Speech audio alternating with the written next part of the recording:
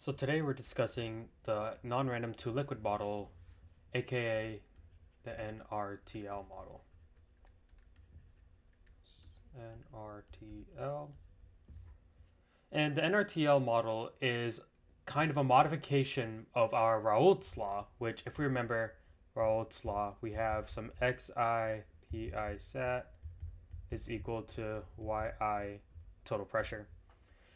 This two liquid model gives us an extra parameter, this gamma, and it inserts itself into our equation as such.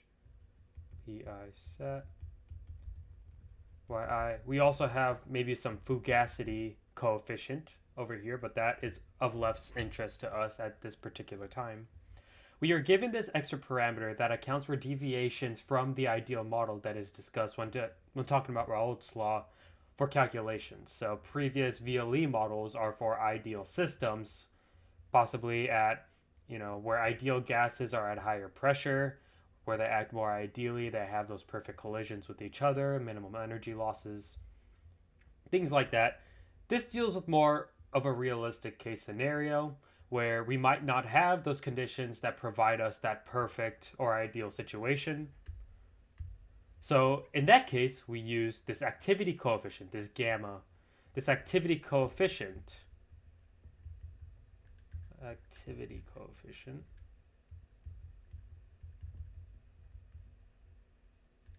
my lord, this activity coefficient to help us determine the non-idealities within our model. And we also have this fugacity coefficient.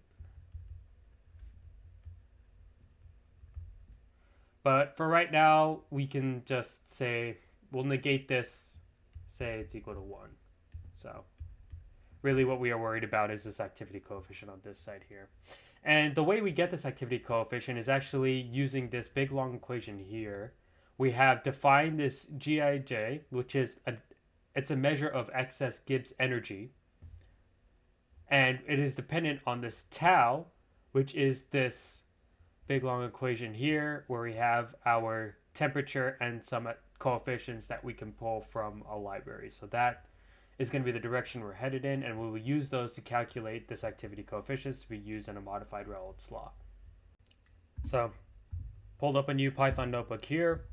As you can see, we've imported our props library. So I'm going to start off by pulling the properties of our system. In this case scenario, we are pulling an isopropanol water system. And I need to put these in these apostrophes. And we will go ahead and pull that. And we also can define our mixture. So I'm gonna say that is a 60-40. So 0.6, 0.4. So that's our composition in our mixture. And also define our temperature. And our temperature is going to be 320 kelvins.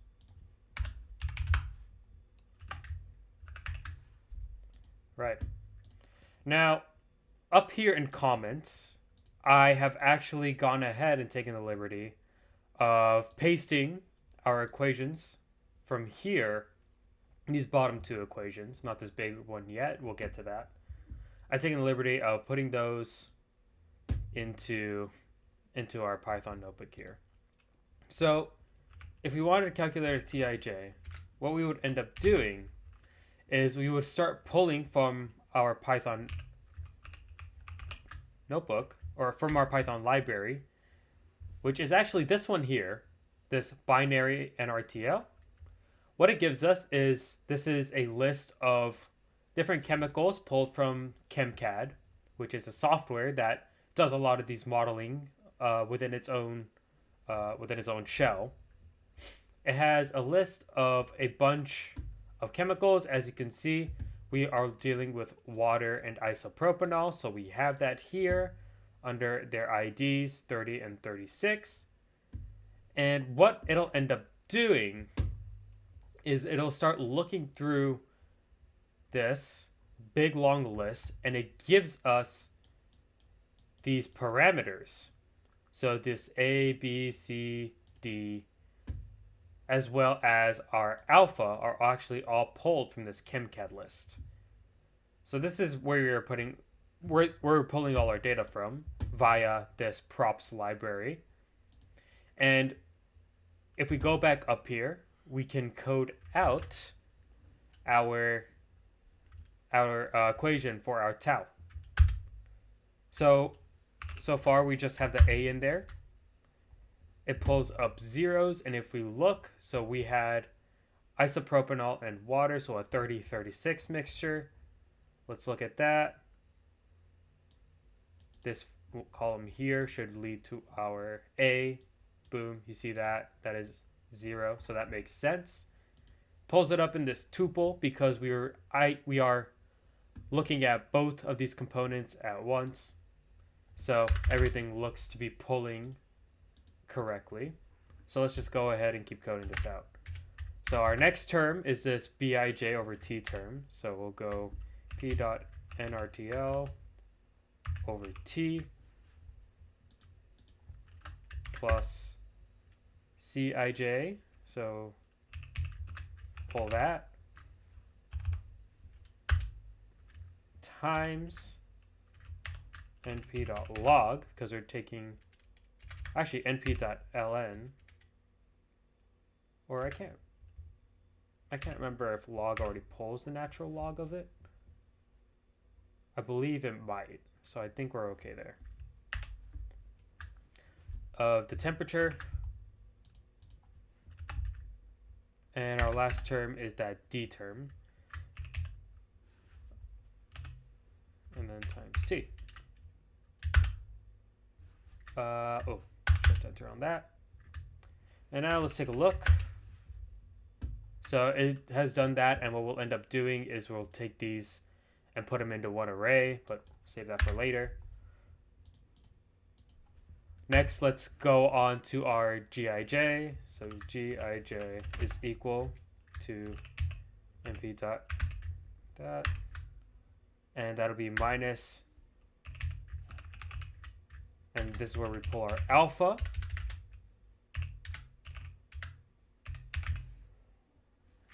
Times our tau ij.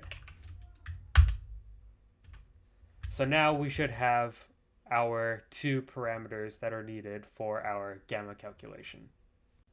So now that we have this and this out of the way, our G and our tau, let's start tackling this behemoth. Now, we recognize that what we end up having here is kind of multiplication. So we have our tau j and our tau I. We have these multiplications going on over here. And so we understand that we have this I, which is our counter.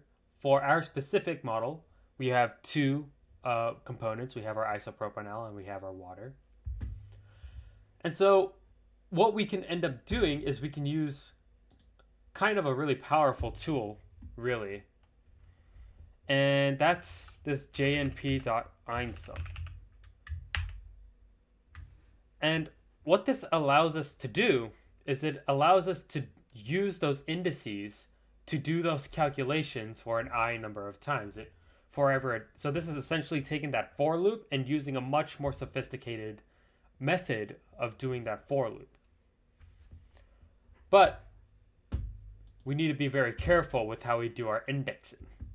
So to do that, we need to look at so this first one up here, let's say this summation. We have an X, we have a tau, we have a G, we have J, Ji, Ji. And that will be going to our I over here because that is essentially how many components that we are doing this calculation for. So let's take a look. So we have J, and then a Ji, and then a Ji, going to I. And this lines up with our, in this case, it's going to be our Z. I have this down as z, so we'll say z, our tij, and our gij. Let's see if it works. I see. I think these are all supposed to be within one set of these apostrophes. And then there we go. So what this essentially did is it calculated this very top summation using this einsum function. So it did this for both our isopropanol and for our water. And so we have our first part. So what's left is to go through, calculate each one of these, put them in this form, and then essentially come to our gamma. So we can go ahead, start doing that. X2G, because that's what's up there, I think. You know what? I don't feel like giving each one of these variables. So what I'm going to do is I'm going to give these underscores. Now you see what that does is that without giving up a variable, it lets me store my values. So I can actually just use these underscores to allow me to get some variable names in there without actually having to name each one, because that can get a little bit redundant. So let's just move on. So let's go back. And we'll do another einsum, and this time it's going to be for this bottom one here, this xk/gki. And realistically, these indices are just a matter of counting, because that's what's given in our summations here. So for you see in the bottom here, we have a j. So our j is what's being used as our counter until we reach our I. And then same thing down here, we have k as our counter, and that's what our k will be until we reach our I. So it really doesn't matter how we count them as long as we stay consistent in the way we are counting them. And so I'm just going to give it these two terms because it seems like we're going to have x tau g and then just an xg. So let's just take a look at that. So I'll use j here, and then we have a ji going to I, and this time it's going to be with our z and our g. Seems to be all right. And then we're also going to have a third one where we have this divided over, as you see in this one here. And that's essentially our value for this over our value for this. And our tau is going to have that subtracted from it. And so we could say that that one is just going to be our tau I, or our x tau g, which was this one here, underscore 1, divided by our x, I guess our zg, xg, same thing. So if we look at that, we get this array, which is this value over that value. And we can now go back and code this out for our activity coefficient.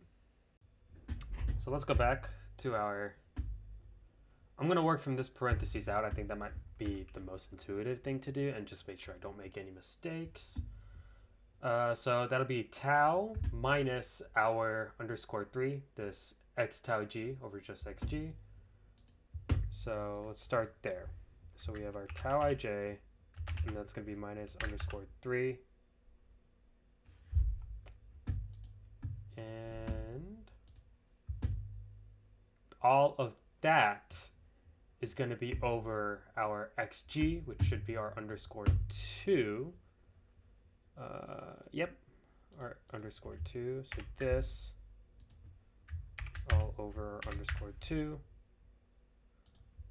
Right on.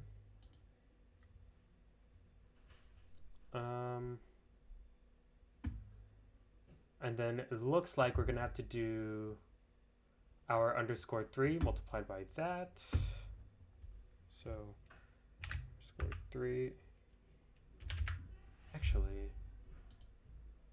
all right. So I'm good. I'm glad I caught myself here because see, instead of having a GJI, we now have a GIJ, which we calculated using this, our alpha and our tau. So it'll be this times our times whatever is in here over that. So this is just going to be our GIJ times that.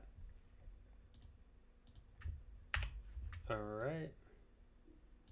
And it looks like we're going to have to do another einsum. Just looking at our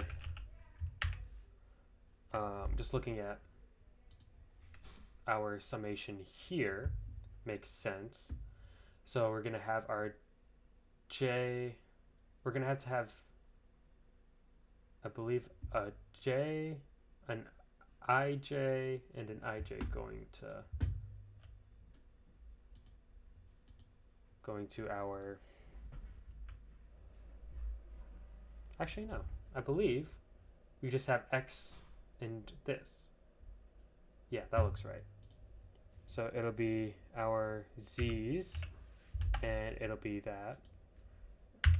So if we were to throw it in, we would have a J and an JI going to I, going to I, and then a Z, and then our, yeah, that looks right, I think. Okay. So falling outside of that einsum, we again have our underscore 3 value, so plus the preceding function. So underscore 3 plus, and then all of this, we're going to have an exponent. So I'll go jmp dot exp.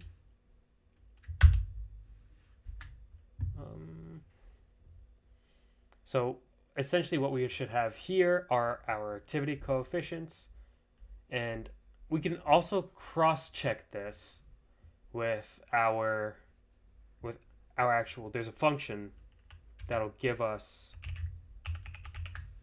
our gamma, our activity coefficient. So let's check it out. And it seems like we are just the slightest bit off. We should be expecting these values here. So I'm going to inspect this and see if we have made any slip-ups. So remember when I said you have to be very careful about the indexing? Well, that's where this pops up. You see, everywhere else it's JI, JI, you know, KI. But you see on this side, it's IJ, KJ, MJ, KJ. The J comes after the I, which is why indexing is really so important when you're using this einsum. And now if I hit Shift Enter, we have agreement between our long stretched out approach, but kind of gives you a better idea of how we get to this final value and what is actually present in our library for our activity coefficients. So overall, it's nice to see how we got to this final answer.